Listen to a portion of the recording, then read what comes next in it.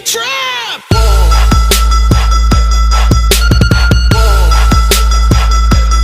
Assalamualaikum warahmatullahi wabarakatuh. Perkenalkan, nama saya Dana Muhammad Nur Alam. NIM saya 2010411174. Fakultas Ekonomi dan Bisnis, Prodi Manajemen. Saya di sini akan mempresentasikan surat Al-Baqarah ayat 222 sampai dengan 223.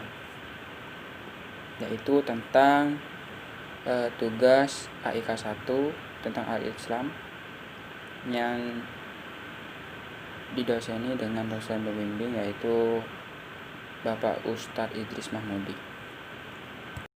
Baik, di sini saya akan membacakan surat Al-Baqarah ayat 222. A'udzu billahi minasyaitonir rajim. Bismillahirrahmanirrahim. Wa yas'alunaka 'anil mahid. Qul huwa azan fatazilun nisaa bil mahidin wa la taqrabuhunna hatta yatahun. Fa iza tataharna fatuhunna min haitsu amarakumullah.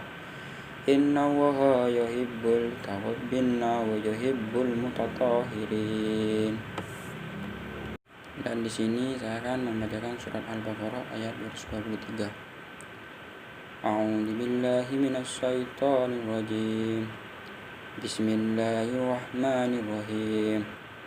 Nisa'akum hasrun lakum fattaharsakum annasitum wa qaddimu li anfusikum fatakumullah wa ala annakum mulaquh wa basyirul mu'minin.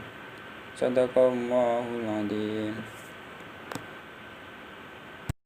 Jadi tafsir surah Al-Baqarah ayat 222 menjelaskan tentang haid, yaitu suatu kotoran karena darah haid adalah kotor dan najis. Jadi wajibnya menjadi wanita atau istri yang sedang haid, dan haramnya jika atau ketika haid atau yang bisa disebut dengan nifas, sebagaimana perintah Allah, hendaklah kamu menjauhkan diri dari wanita di waktu haid. Dan yang dimaksud menjadi dalam ayat adalah jima. Jadi karunia Allah Subhanahu wa ta'ala kepada laki-laki dan wanita yang mana mereka diperintahkan untuk tidak melakukan sebuah hubungan suami istri ketika haid dan nifas, karena hal itu adalah suatu kotoran yang menimbulkan madharat atau bahaya bagi mereka berdua. Jadi haramnya melakukan jima ketika selesai dari haid atau nifas sebelum ia mandi, sebagaimana firman Allah, apabila mereka telah suci, jadi maksudnya tuh mereka telah mandi, maka campurilah mereka itu di tempat yang diperintahkan Allah kepadamu. Jadi disyariatkannya bagi seorang suami menggauli istrinya setelah ia suci dari haid. Sebagian ulama ada yang mewajibkannya, akan tetapi yang benar bahwa perintah mencampurinya dalam ayat tersebut menunjukkan diangkatnya larangan tersebut dan boleh melakukannya. Dan diharamkan bagi manusia yang melanggar batasan-batasan Allah Ta'ala, baik terkait dengan tempat ataupun waktu.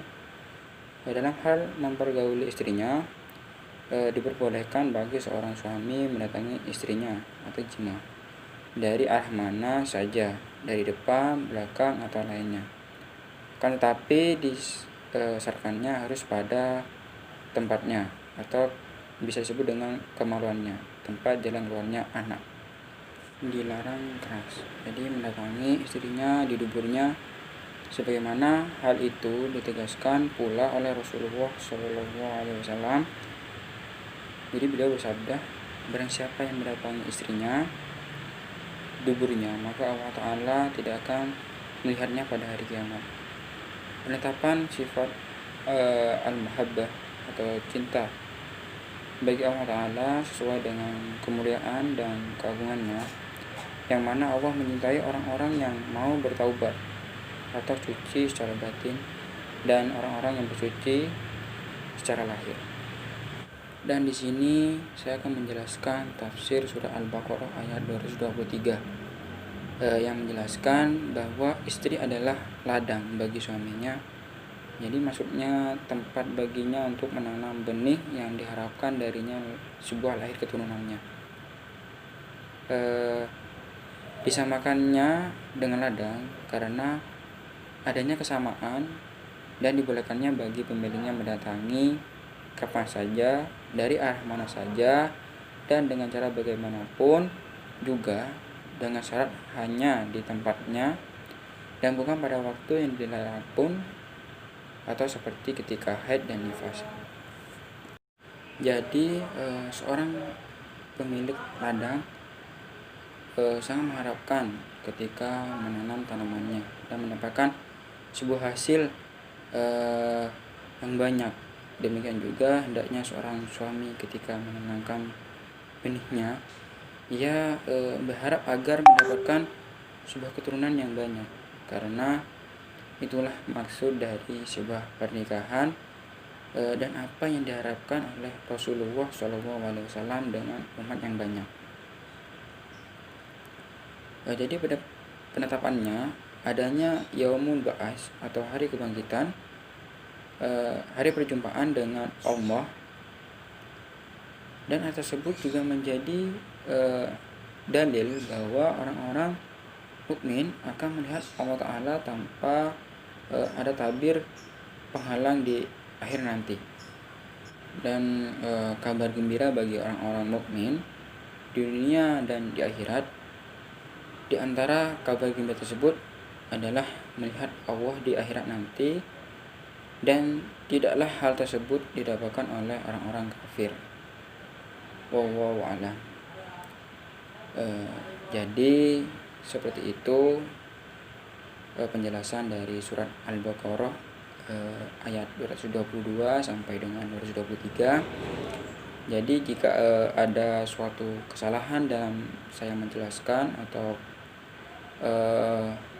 mengkritik dari surat Al-Baqarah tersebut, mohon maaf.